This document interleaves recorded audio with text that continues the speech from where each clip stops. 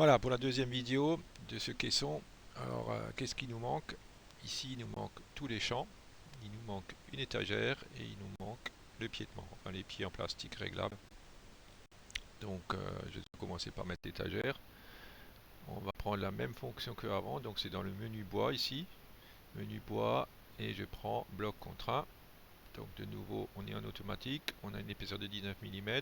Premier plan, bah, c'est le côté, je tourne, et deuxième plan ici, troisième plan, le fond du truc. Et avant de cliquer le champ avant, parce que je vais pas mettre l'étagère à fleurs, je vais mettre un petit jeu, et là je mets 10 mm, je fais entrer et je montre le champ avant, ce qui fait que mon étagère sera en retrait de 10 mm. Ok. Après je fais distribuer, donc par exemple l'arête du bas, ça c'est le départ, l'arête du haut c'est la fin, nombre total, je vais mettre qu'une, 1, entrée. Et là, mon étagère, elle est placée au milieu. Alors, je pourrais très bien changer et mettre plusieurs étagères. Donc, je mets OK. Là, mon étagère est terminée. Maintenant, je vais créer les champs. Alors, pour créer les champs, j'ai un menu champ ici. Si on crée une première fois un champ et on veut un certain type de champ, on prend juste avec la fonction sans cliquer sur assistance de champ, on clique sur un panneau et il y a ce tableau qui apparaît. Ici, donc, je choisis, donc top solid wood, je garde, champ mince, je garde, champ plat, je mets avec congé, par exemple. Voilà. Et l'épaisseur, je mets du 2 mm. PVC, ça je garde. La couleur, je change, je mets par exemple en marron mat. Et ici, non, je vais peut-être changer de couleur parce que j'avais déjà cette couleur. Par exemple, en chêne, je vais mettre en chêne. Et donc là, je fais une codification, c'est-à-dire quelques lettres qui,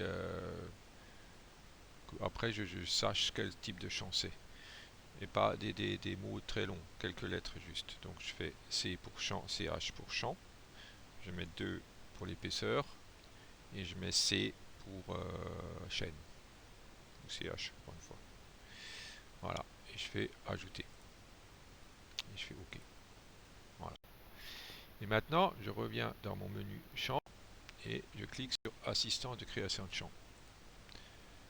Donc là, pareil, je clique sur mon panneau de côté.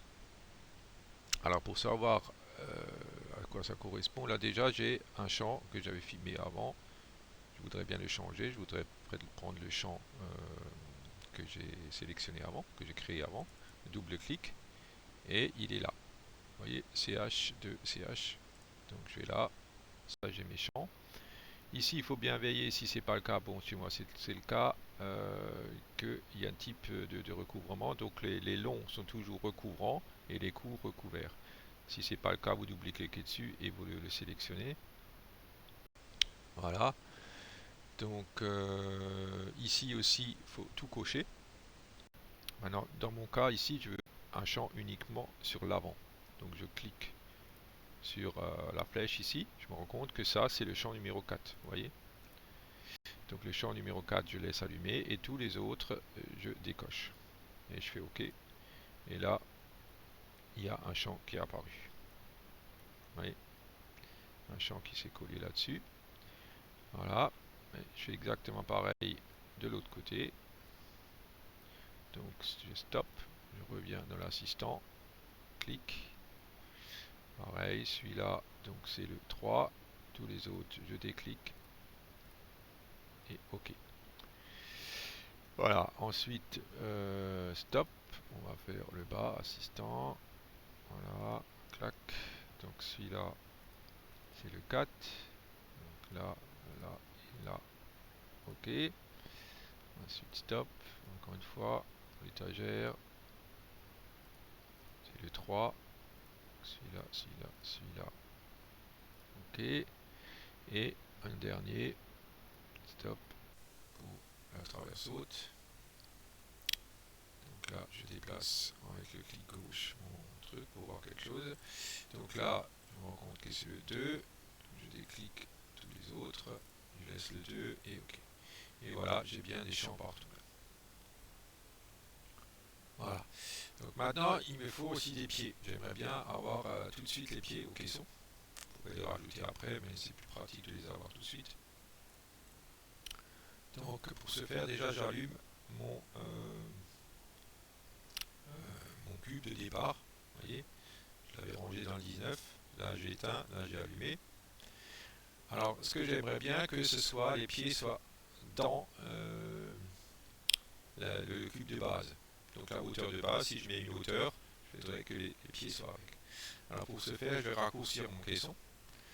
Alors ici, maintenant, je clique ici pour modifier, je clique mon panneau, il faut que ce soit en rouge, et je clique ma flèche du bas. Et là, je fais un jeu, disons, de 100 mm. Entrée. Voilà. Il y a mon côté qui se raccourcit. Je fais OK. Je tourne ma pièce. Et pareil, je clique sur ma clé plate. Alors quand c'est bleu, c'est le cube de base. Ça, je ne vais pas. Je maintiens le clic gauche et avec le clic droit, j'attends, je clique et quand c'est rouge, je lâche. Et j'ai de nouveau le même principe là. Donc je clique sur ma flèche rouge, je change le jeu et je mets 100, entrée, et je fais OK. Et là vous avez remarqué que la traverse basse elle suit et le fond il suit.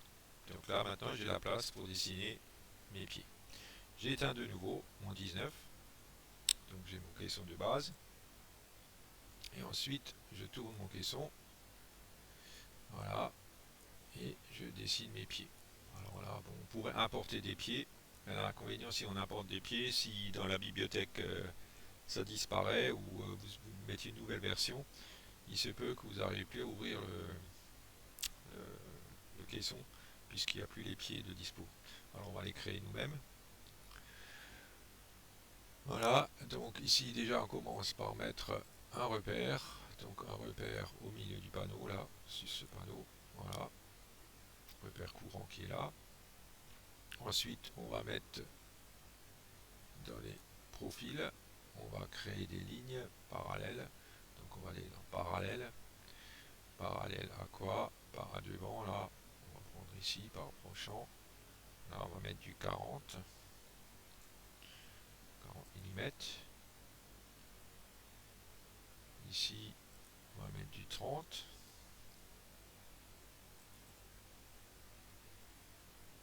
Voilà, ça suffit. Après on va créer déjà notre truc et après on va les copier. On va dessiner un seul pied, après on va copier.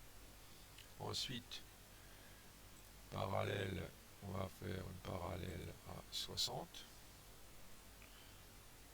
Voilà, ici, 60. Voilà. Ici, on va peut-être aller en 8 faces, c'est plus simple. On va créer un contour ici, pour extruder, pouvoir extruder. Je change de couleur, bleu, je change d'épaisseur de ligne. Donc ici, je crée un contour quoi? Ici, ici. Voilà. Ensuite, je vais extruder mon pied, ma base de pied. Donc j'extrude dans ce sens, je vais mettre 25. Voilà. Ensuite, je mets un repère sur la face de ces bases. Voilà. Donc je peux changer aussi de couleur si je veux. Donc là, je mets les repères en noir, comme ça on voit bien. Voilà, maintenant je fais une chape pour sortir du truc et je mets un rond, un cercle que je vais extruder pour faire le pied. Donc là, je vais ici. Voilà, créer cercle. Je prends là et le rayon, je lui dis par exemple 15. Voilà, j'ai un rayon de 15, je fais échappe pour sortir. Je vais de nouveau extruder ici. Voilà, donc on va extruder. Alors en bas, je vais aussi mettre 25. Donc j'extrude des 50. 50, voilà. Je vais recréer un autre repère là. Un autre repère ici. Voilà, et je vais créer un autre cercle. Ici, ici. Voilà, je vais mettre du rayon de 30. Voilà. Et j'extrude de 25. Voilà. Ensuite, je vais faire des arrondis un peu partout là. Donc ça, voilà, ça soit plus joli. Rayon 10. Je vais là. Tac. Faire congé. Je vais ici. Faire congé. Ici. Et faire congé. Et voilà. Voilà mon pied. Maintenant j'ai le pied en 3 parties. Alors j'aimerais bien qu'il soit un seul bloc. Donc ici je vais dans unir. Alors forme à modifier. Je lui montre celui-là. Alors outils à utiliser. Je montre. Donc déjà s'il y a 2 outils. Donc 2 parties en plus. Donc je prends ici. Je clique celui-là et celui-là. Et je mets OK. Voilà. Alors tout s'est rassemblé en un seul bloc. Vous voyez. Alors ce pied, je vais tout de suite le mettre sur un autre niveau. Par exemple le 1. Je clique et je clique le pied. Voilà. Il est sur le 1. Voilà. Donc là, il est allumé. C'est bon.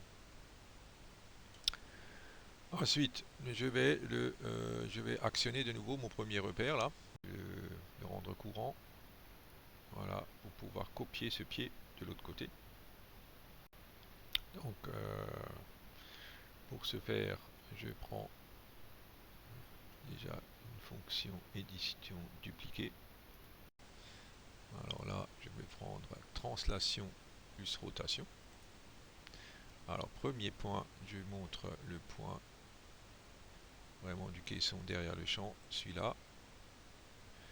Deuxième point, je montre l'autre côté, donc exactement celui-là.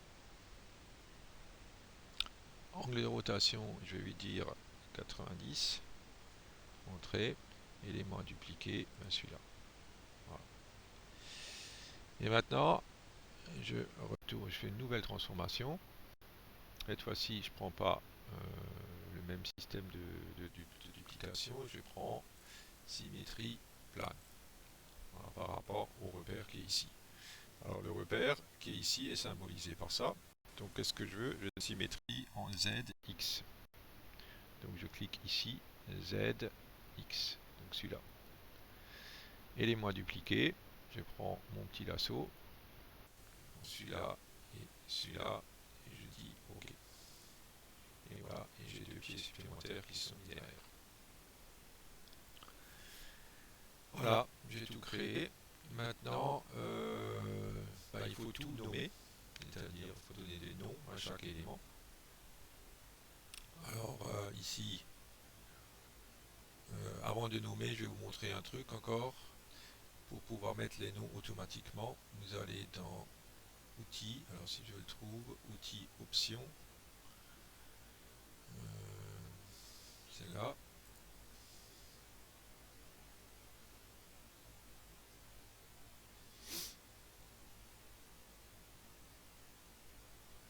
Alors là, il rame.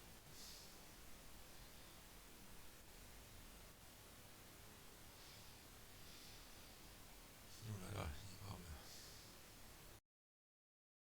Donc, configuration de Top Solid Wood. Je pense que c'est ça, oui. Alors ici, mise en plan, nomenclature, peut-être nomenclature. Voilà, c'est nomenclature, voilà. Donc là, je suis bien. Vous voyez, j'ai déjà mis plein de titres, de pièces, hein, de noms de pièces. Alors si je veux ajouter quelque chose, je double-clique là en bas. Et je mets net peut-être pied. Vous pouvez rajouter plein de choses, là, les côtés, le dessus, dessous, tout ce qu'on n'a pas. Donc moi, je mets pied.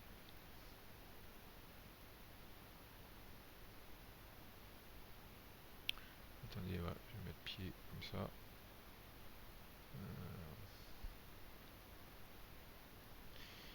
Voilà, pied. Et je mets ajouter. Et voilà. Et c'est bon, je vais mettre OK. Et fermer. Voilà.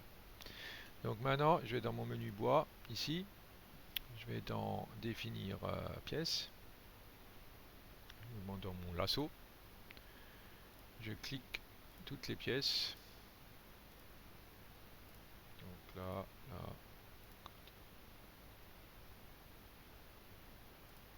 là, le travers saute, le fond. J'ai pas besoin de cliquer les champs. Parce que là, ceux-là, ils vont se mettre automatiquement. Et la traverse arrière. Voilà. Et maintenant, je tape tout simplement OK. Et petit à petit, elle va me montrer à chaque fois une autre pièce et je vais donner un nom. Donc là, donc ça c'est le côté gauche. Je vais mettre OK. Ici, dans mon menu déroulant, j'ai bien les pieds que j'ai rajoutés et tout ce que j'avais déjà rajouté avant. Donc là, je prends côté gauche, je clique dessus et c'est bon. Je fais OK. Voilà. Ensuite, OK. J'ai le côté droit. OK. OK. Et le dessous. Dessous. OK. OK. C'est là. Voilà, j'ai rien pour ça, donc je l'écris. Simplement. J'écris traverse. Route. Voilà. Je fais OK. OK. Et je mets traverse tout simplement. Excuse-moi. Donc traverse. OK. Voilà. Là je mets OK. Et je mets fond. Je vais avoir fond. Ah non. Fond. Voilà. Je mets OK. Voilà. Et étagère. OK. Est-ce que j'ai étagère? Oui. Étagère. Et bon. OK. Voilà. Ici j'ai les pieds. Donc OK. Je mets mon pied. OK.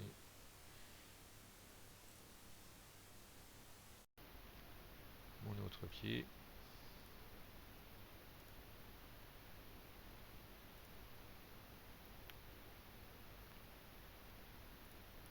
Et encore un pied.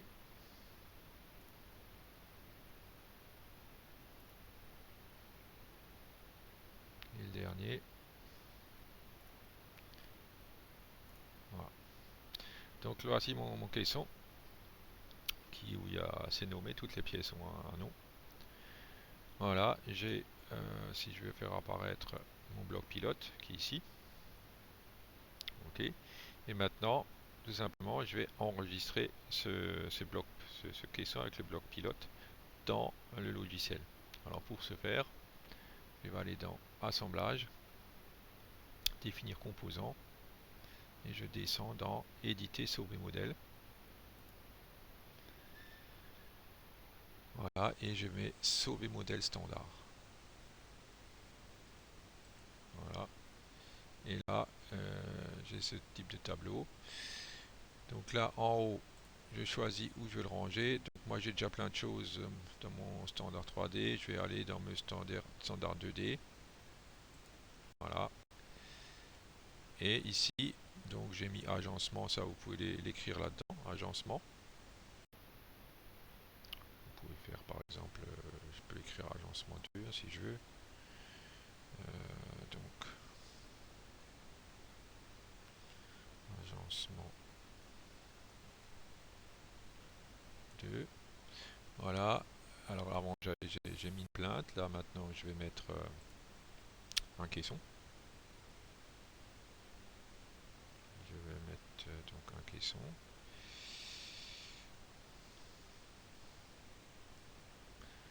Voilà, et ici je vais décrire, j'ai encore une fois à décrire un peu plus le caisson.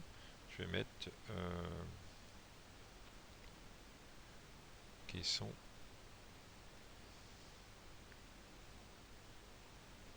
pas. Et bon là j'ai pas besoin de changer. Là je vais tout simplement OK. Voilà, et vous voyez là, ça s'est mis en haut, c'est-à-dire là ça s'est enregistré dans le logiciel. Et ce caisson à tout moment je peux l'importer dans n'importe quel fichier. Voilà, et donc voilà, c'est fini pour cette vidéo.